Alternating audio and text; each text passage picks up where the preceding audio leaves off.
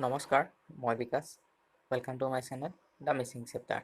আজি আমি আকৌ কথা পাতিবলৈ ওলাইছোঁ ৰবাৰ্ট টি কিয়চাকিৰ দ্বাৰা লিখা ৰিচ ডেড পুৰ ডেড বুকখনৰ বিষয়ে। ইয়াত মই আপোনালোকক 5টা লেচনৰ বিষয়ে ক'ম। আপোনালোকে হয়তো এইটো ভিডিঅ' আগতে চাইছে বা পঢ়িছে। আকৌ এবাৰ আহোঁ, ষ্টাৰ্ট কৰোঁ অসমীয়াত নিজৰ ভাষাত। ফাৰ্ষ্ট লেচনটো হৈছে we should not run away from our challenges. Instead we should find opportunities in challenges. ইয়াৰে বেষ্ট এক্সাম্পলটো হৈছে এজন পৰে কিবা দামী বস্তু এটা বা দামী গাড়ী এখনৰ বিষয়ে নিজৰ ল'ৰা ছোৱালীক কয় যে উই কেনট এফৰ্ড ইট। ত' তেতিয়া কি হয়, আমাৰ মাইণ্ডছেটটো ভাবি লয় যে আমাৰ দ্বাৰা এইটো নহ'ব আৰু আমি সেইকাৰণে ট্ৰাই নকৰোঁ। যদি আমি ট্ৰাই নকৰোঁ সেইটো আমাৰ পোৱাৰ ক্ষমতা নাথাকে।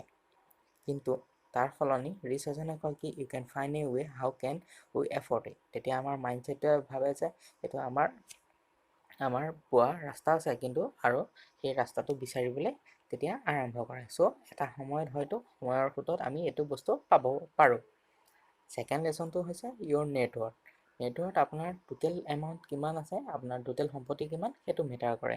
কাৰণ আপুনি যদি 1 লাখ টকা চাকৰি কৰি 5,000 টকা এটা সাঁচিব নোৱাৰে, তেনেহ'লে তাতকৈ 50,000 চাকৰি কৰি 50,000 টকা দৰমহা পোৱা চাকৰি কৰি 20,000 সাঁচিব পৰাটোৱে ভাল, হয়নে নহয়?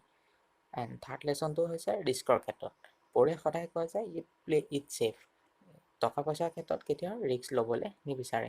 যদি আমি ৰিস্কেই নলওঁ তেতিয়া আমি মিষ্টেক নকৰোঁ, আৰু যদি আমি মিষ্টেক নকৰোঁ তেতিয়ানো আমি শিকিম ক'ৰ পৰা। এণ্ড তাৰ পিছৰ লেচনটো হৈছে পাৰ্চনেল ফাইনেন্স, এক্সাম্পল মানি মেনেজমেণ্ট। আমি মানি মেনেজমেণ্টৰ বিষয়ে নিশিকোঁ। সেইটো সময়ত আমি যদি নিশিকাৰ কাৰণে আমি যদি বেছিকৈ আৰ্নিঙো কৰোঁ, আমি সেই বস্তুটো হাতত ছেভ কৰি ৰাখিব নোৱাৰোঁ। এণ্ড তাৰপিছৰ লেচনটো হৈছে ইউ কেনট ক্ৰিয়েট ৱেল্থ বাই বিইং এন এমপ্লয়ী।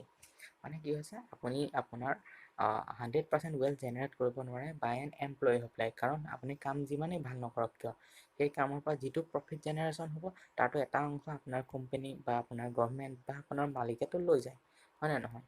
সেইটো কাৰণে আপুনি নিজৰ কাৰণে নিজেই কাম কৰিব লাগিব।